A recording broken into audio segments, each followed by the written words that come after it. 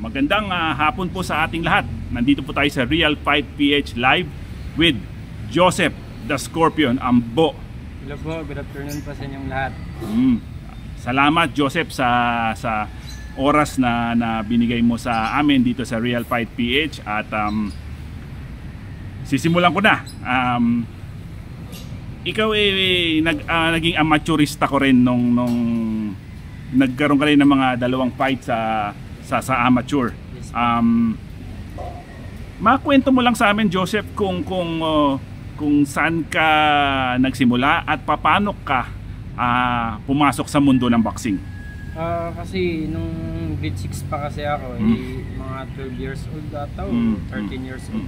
Doon ako nag-uumpisa kasi nung kabataan ko pa talaga dati is pangarap ko yung magsundalo eh. Tukan talaga eh. Yun talaga ang pangarap mo.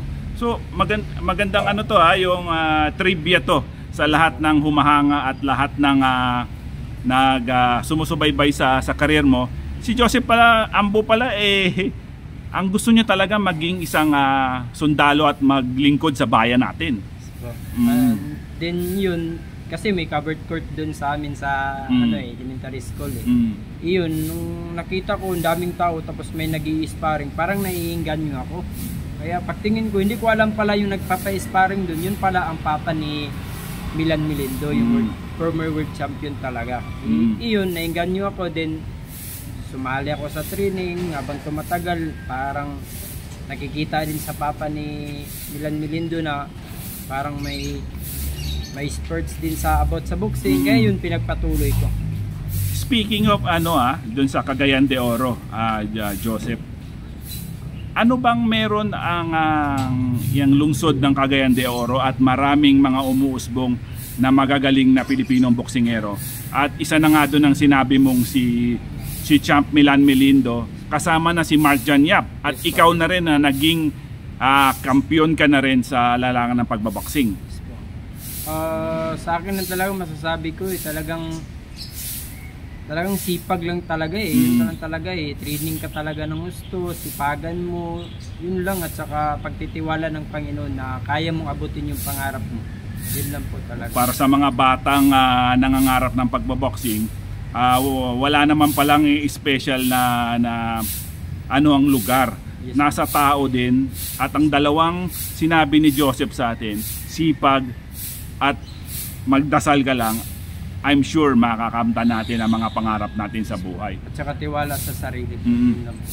Joseph, meron kang nakalaban na kapwa natin Pilipino na nagkaroon ka ng konting rivalry or friendly rivalry. Yes. Ito ay ang iyong kaibigan na ngayon si Ben Ligas. Kayo ay nagharap ng dalawang beses sa ibabaw ng ring. Yes, po. Yung isa tabla. Yes, yung isa naungusan mo siya. Yes, po. So paki-describe mo naman kung paanong kalaban din yung Ben Ligas sa taas ng ring. Para sa akin talaga si Ben Ligas is talagang may talaga, may skill din talaga about sa boxing. Talagang nagkataon lang talaga na natalo ko siya dahil sinipagan ko talaga yung sarili ko, training, pressure. Yes, pinipressure ko talaga. Hindi ko siya binibigyan ng daan na makasunod siya sa akin. Talagang pre-pressurein ko. Yun lang yun ang ginawa ko. Kaya yun, umabot ng decision, sa awa ng Panginoon na ipenalo ko. Yun lang po. Tsaka yung huling laban mo dyan sa country ng Amerika, ay tinalo mo si Daryl Cunningham for an NABF Junior Super Bantamweight title.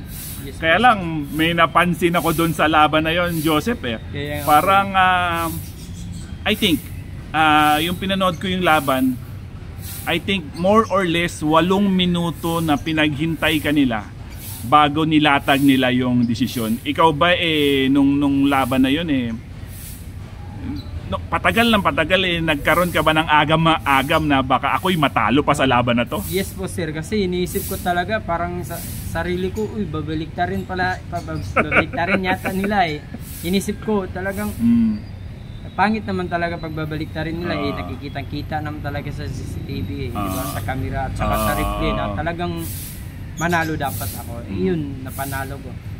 O hinahayaan na kitang ikaw ang magsabi ng ang susunod mong laban, kasi marami ring mga taong nag-aantabay sa iyo ang nagtatanong sa amin kailan ba lalaban si Joseph Ambo ulit.